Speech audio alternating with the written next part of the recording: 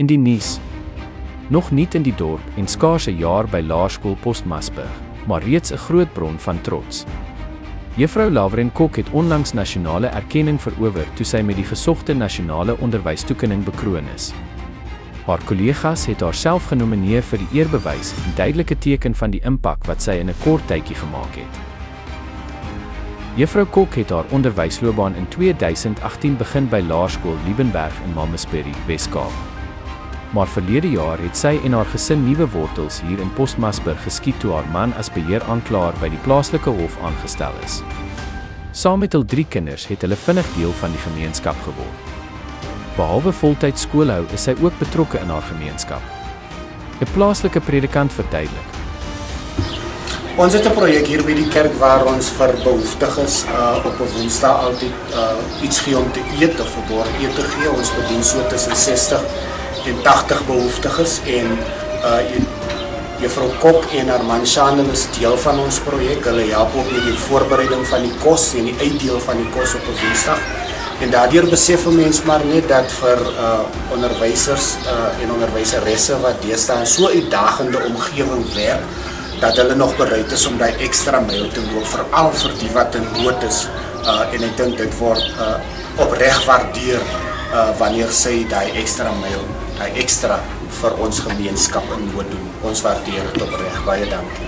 Die skoolgemeenskap sê, ons is ongelooflik trots. Sy bring passie, energie en toewyding na elke les en inspireer nie net leerders nie, maar ook personeel. Die Demokratiese Alliansie gee ook graag erkenning aan hierdie merkwaardige opvoeder.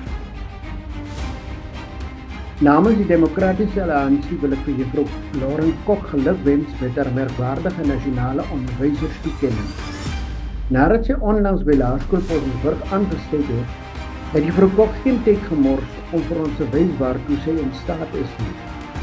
Ons waardeer haar pogings en haar toewyding aan die opvoeding van ons kinders, veral op die gebied van wiskunde en Afrikaans. Ons het meer onderwysers soos Juffrou Kok nodig om die leiding te neem in die opvoeding van ons jong mense en die bou van meer bekwame leerders wat ons dorp, provinsie en land vorentoe kan neem. Dankie Juffrou Kok. Jy het vir ons gewys wat moontlik is.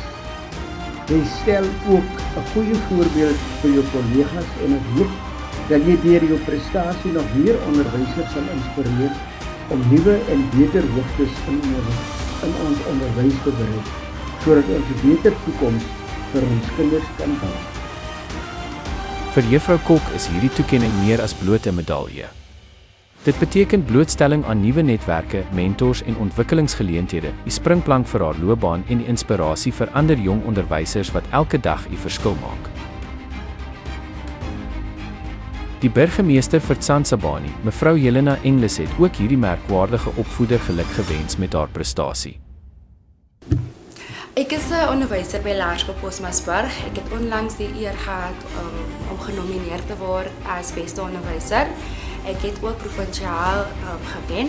Ek wil net dankie sê aan my kollegas wat my genomineer het, my skoolhoof, Juffrou Sander, en my leerders en die skoolbeheerliggaam. Baie dankie vir hierdie geleentheid. Ek is tans 'n jaar, bietjie meer as 'n jaar in Postmasburg. So hierdie erkenning beteken ongelooflik baie vir my as 'n jong opvoeder. So this is our last winner. The winner for the National Best Teacher Award is Miss Laura Lee Kok from Postmasburg Primary from the ZFM district. Can we celebrate her?